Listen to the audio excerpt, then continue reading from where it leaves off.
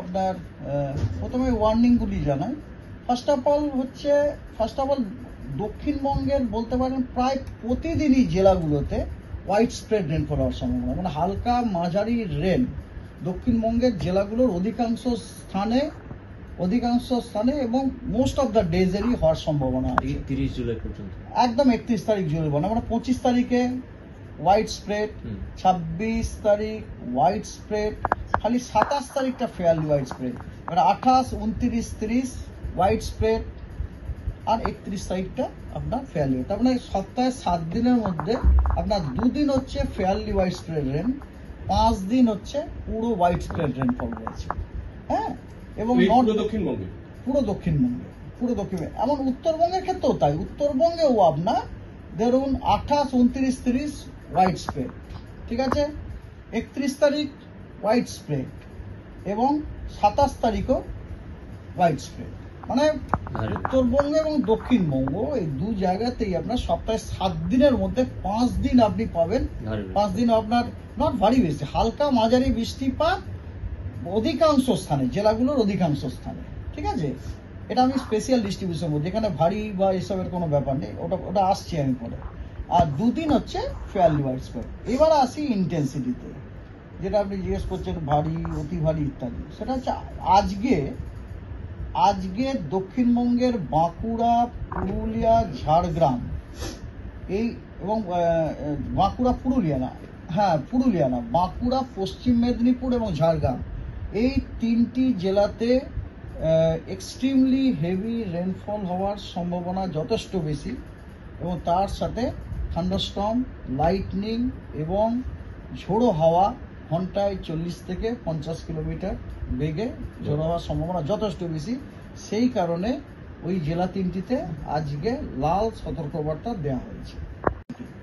আগামীকাল কোথাও কোনো লাল বা কমলা সতর্কবার্তা নেই, তবে আগামীকাল দক্ষিণবঙ্গের কিছু জেলাতে বিক্ষিপ্তভাবে ভারী বর্ষণের সম্ভাবনা রয়েছে, যেমন পুরুলিয়া, দক্ষিণ 24 পরগনা এবং বাঁকুড়া। এই জেলাগুলোতে 2-1 জায়গায় বিক্ষিপ্তভাবে ভারী বর্ষণের সম্ভাবনা আছে, অ্যালং উইথ বিক্ষিপ্তভাবে থান্ডারস্টর্ম, লাইটনিং এবং ঝোড়ো হাওয়া 30 থেকে 40 কিলোমিটার। এবং দক্ষিণবঙ্গের অন্য জেলাগুলোতেও কিন্তু বিক্ষিপ্তভাবে থান্ডারস্টর্ম, লাইটনিং হওয়ার সম্ভাবনা রয়েছে এবং তার সাথে ঝোড়ো হাওয়া 30 থেকে 40 কিলোমিটার। জলপাইগুড়ি এবং আলিপুরদুয়ারে বিক্ষিপ্তভাবে ভারী বর্ষণের সম্ভাবনা আছে আগামীকাল। 27 তারিখে দক্ষিণবঙ্গের কেবলমাত্র মুর্শিদাবাদ এবং নদিয়া এই 2টি জেলাতে বিক্ষিপ্তভাবে ভারী বর্ষণের সম্ভাবনা আছে, তার সাথে থান্ডারস্টর্ম, লাইটনিং, ঝোড়ো হাওয়া 30 থেকে 40 কিলোমিটার। আর দক্ষিণবঙ্গের অন্যান্য সব জেলাতেই বিক্ষিপ্তভাবে থান্ডারস্টর্ম, লাইটনিং এবং ঝোড়ো হাওয়া ঘন্টায় 30 থেকে 40 কিলোমিটার হওয়ার সম্ভাবনা আছে।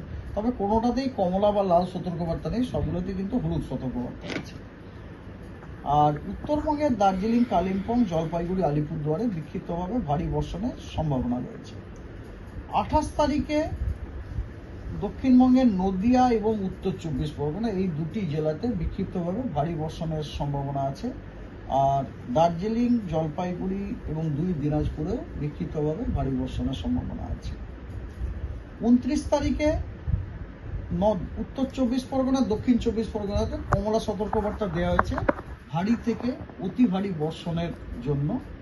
আর আরও অন্যান্য কয়েকটি জেলা, যেমন 2 মেদিনীপুর, হাওড়া, কলকাতা, হুগলি এবং পূর্ব বর্ধমান এই জেলাগুলিতেও বিক্ষিপ্তভাবে ভারী বর্ষণের সতর্কবার্তা দেওয়া হয়েছে। বর্ষণ হতে পারে, এমনিতেই তো রাস্তায় জল জমে যানজটের সৃষ্টি হচ্ছে।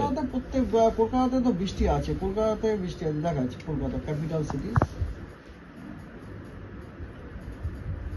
কলকাতাতে ধরুন আজ থেকে শুরু করে আগামী 7 দিনের ওয়েদার হচ্ছে এরকম, সাধারণত ক্লাউডি স্কাই এবং a few spell of light or moderate rainfall along with thunderstorm with an intense spell of rain. বজ্রবিদ্যুৎও থাকতে চলেছে প্রত্যেক দিন 31 জুলাই পর্যন্ত। একদম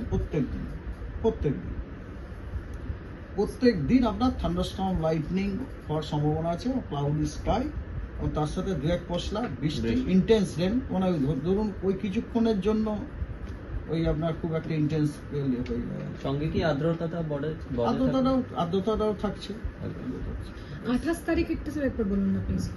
28 তারিখে আজকে হচ্ছে 25 তো 25, 26, 27, 28 28 তারিখ একই generally cloudy sky with 1 or 2 spells of rain or thunderstorm.